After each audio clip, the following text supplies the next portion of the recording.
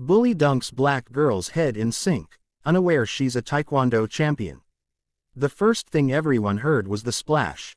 Water sloshed violently against porcelain, echoing through the tiled girls' restroom at Northbridge High. A metal faucet rattled, a backpack hit the floor. And then came the laughter. "Maybe that'll cool you off," Brianna Collins sneered, gripping a fistful of braids as she forced the girl's head toward the sink again. Students near the mirrors froze. No one moved. No one ever moved. The girl being held under the running water didn't scream. She didn't thrash wildly. She didn't beg. Her hands simply gripped the edge of the sink. Steady. Controlled. Her name was Amara Johnson. And Brianna had no idea who she really was. Amara had transferred to Northbridge 3 weeks earlier. New city, new school, new start. Her mother called it a fresh chapter. After her father's job relocation from Atlanta to a quiet suburb outside Chicago, they'd packed everything into boxes labeled fragile and hope. Amara didn't mind moving. She minded being underestimated. She was quiet, observant. She wore oversized hoodies and kept her headphones on in hallways. Teachers liked her. Students didn't know what to make of her. Brianna decided quickly. "We don't need another charity case," she'd whispered on Amara's first day, loud enough for her friends to hear.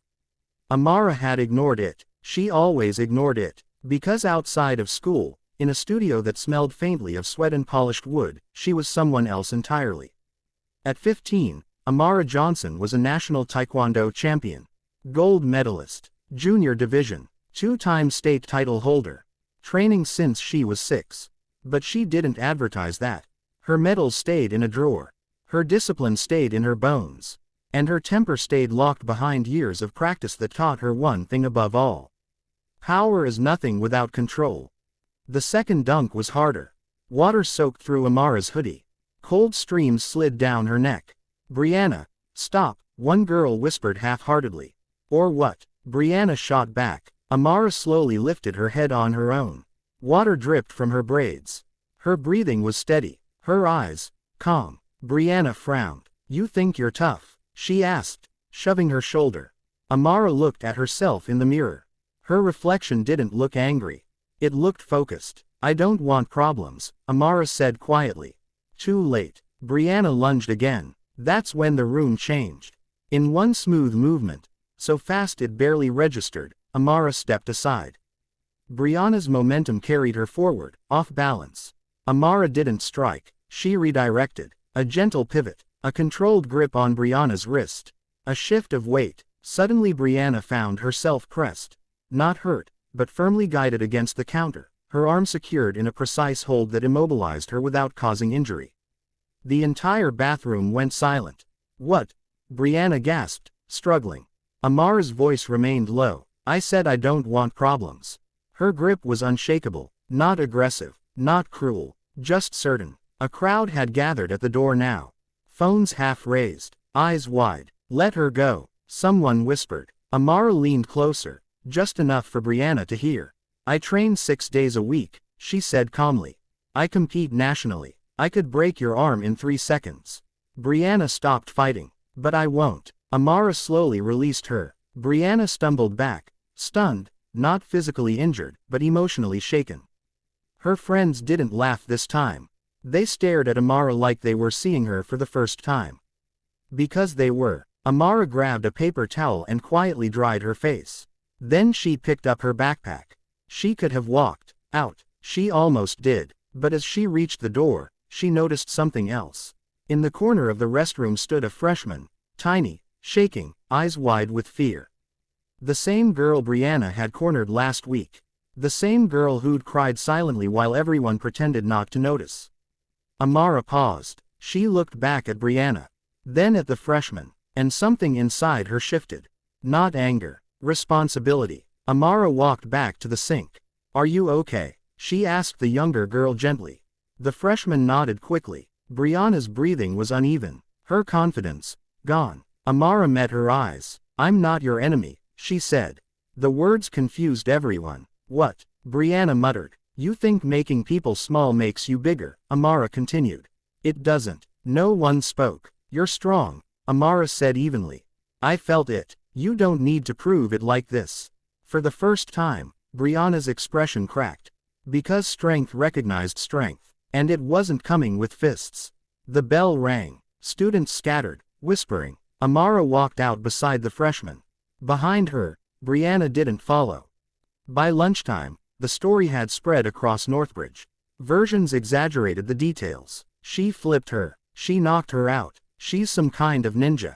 Amara ignored it, but something unexpected happened. The freshman, whose name was Emily, sat beside her in the cafeteria.